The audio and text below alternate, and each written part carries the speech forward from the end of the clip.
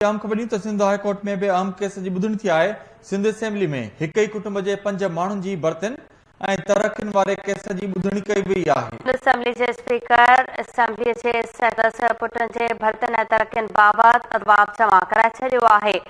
सिंध अॻूणे सेक्रेटरी हादी बख्श बुरड़ो जे पुटनि जी भर्तन ऐं तरक़ियुनि बाबति समूरा तफ़सील तलब करे वरिता आहिनि। अवां खे अपडेट कयो पिया जस्टिस इक़बाल अहमद करोड़ो रिमार्क्सना आहिनि त असांखे ख़बर आहे त कॉन्ट्रेक्टर कीअं कमु कंदा आहिनि, रुगो ॿिनि अख़बारुनि में इश्तिहार ॾिना विया हूंदा। ख़बर अवां खे ॾियो पिया सिंध हाई कोर्ट में अहम केस जी ॿुधणी थी। सिंध असेंबली में हिक ई कुटुंब जे 5 माण्हुनि जे भर्तन ऐं तरक़ियुनि वारे केस जी ॿुधणी थी आहे। बिल्कुलु नाज़रीन, अवां खे ॿुधायूं त सिंध असेंबली जे स्पीकर असेंबली जे सेक्रेटरी ऐं सदस्य पुटनि जी बर्तन ऐं तरक़ियुनि बाबति अदालत में जवाब जमा करे छॾियो आहे।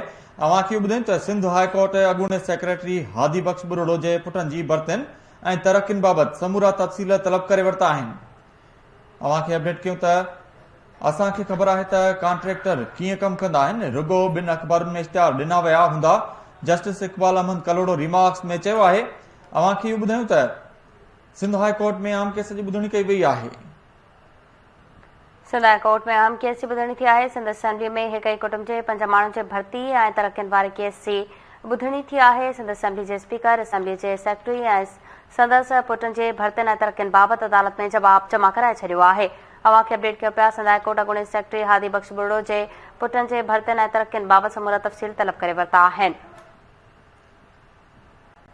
तफ़सील मालूम करण ते मौजूद आहे केटी न्यूज़ रिपोर्टर आज़म सुरानी जी।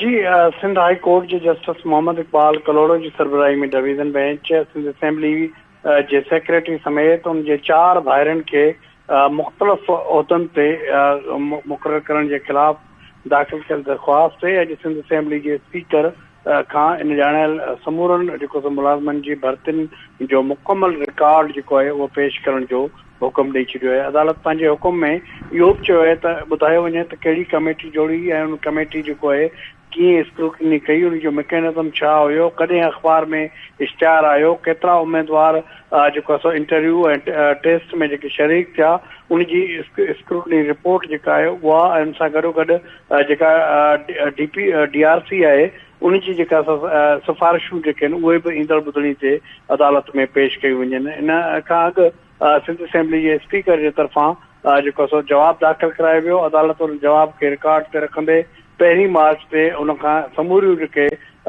मैकेनिज़म आहे ॼाणण मुलाज़िमनि जी भर्ती बाबति उहो तलब कयो आहे। दरख़्वास्तदार इहो मौक़िफ़ अख़्तियार कयो त सिंध असेंबली जे अॻूणे सेक्रेटरी हादी बख्श बुरड़ो गैर क़ानूनी तौर पंहिंजे 5 पुटनि खे 16 खां 18 ग्रेड में अपॉइंट कयो, जेके हींअर हिन वक़्तु जेको आहे 18 खां 19, 20 ऐं 21 ग्रेड ताईं गैर क़ानूनी प्रोमोशन वठी मुख़्तलिफ़ उहिदनि ते मुक़ररु थियल आहिनि। उन मां हिकिड़ो जेको उनजो पुटु आहे GM उमर फारूक जेको आहे उहो जेको 21 ग्रेड में सिंध असेंबली जे सेक्रेटरी तौर ते कमु करे रहियो आहे। उनजा जेके प्रोमोशन आहिनि उहे सभु गैर क़ानूनी आहिनि, इन करे जेको आहे उनखे कालअदम करार ॾिनो वञे। अॼु अदालत 1 मार्च ताईं ॿुधणी मुलतवी कई आहे ऐं सिंध असेंबली जे ॼाणायल 5 ऑफिसरनि जी भर्ती जो मुकमल रिकॉर्ड तलब कयो आहे। जी आज़म सुरानी, तफ़सील ॿुधाइण लाइ महिरबानी।